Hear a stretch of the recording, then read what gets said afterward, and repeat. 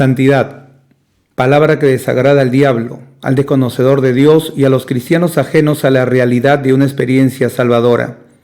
Santidad, que suena a ridiculez, estrechez y extremismo al cristiano libertino y mundano.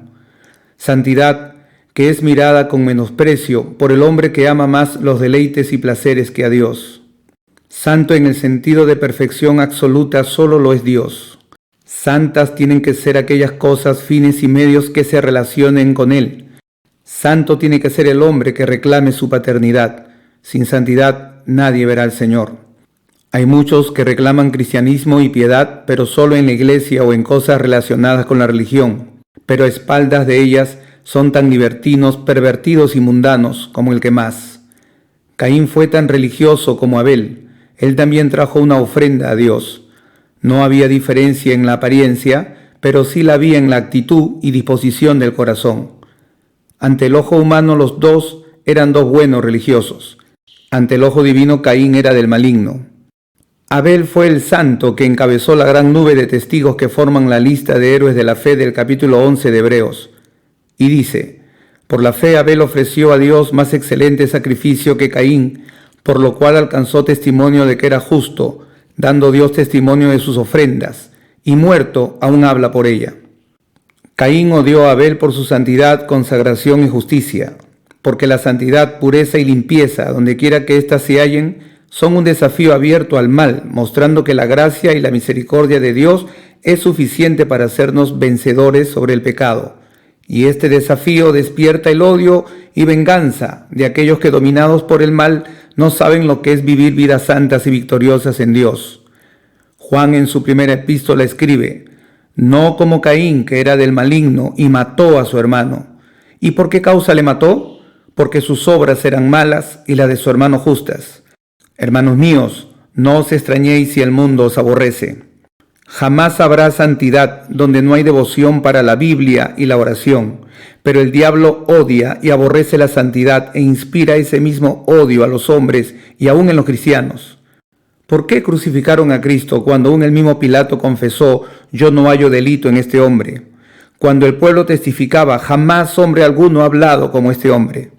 ¿Por qué sin piedad flagelaron su carne de pureza filial con el látigo? Coronaron sus augustas sienes con espinas, taladraron sus virtuosas manos con los clavos, desgarraron sus bienhechores pies con el madero y abrieron su amoroso pecho con una impía lanza? ¿Por qué cometió el hombre tan terrible villanía?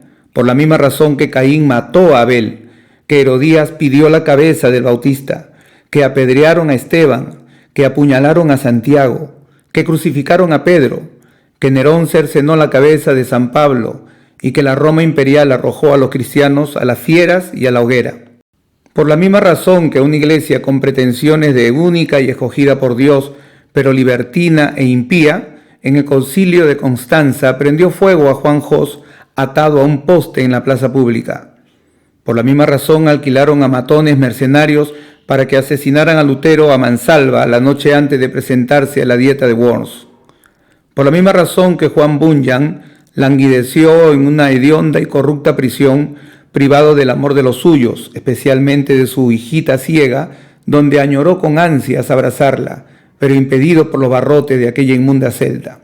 Y por la misma razón que Tyndale, tiritando desde un calabozo de Inglaterra, escribió suplicando a un inhumano comisario en un crudo invierno, si vuestra señoría me permitiese tener de mis pertenencias que vos retenéis unas polainas, una camisa de lana y un gorro para calentar mi cabeza.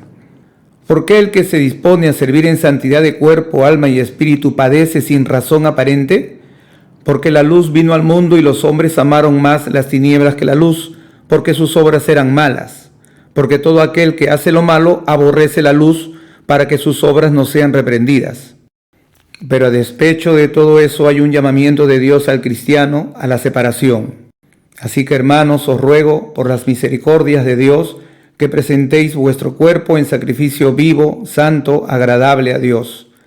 Por lo cual salid en medio de ellos y apartaos, dice el Señor, y no toquéis lo inmundo, y yo recibiré, y seré para vosotros por Padre, y vosotros me seréis hijos e hijas, dice el Señor Todopoderoso.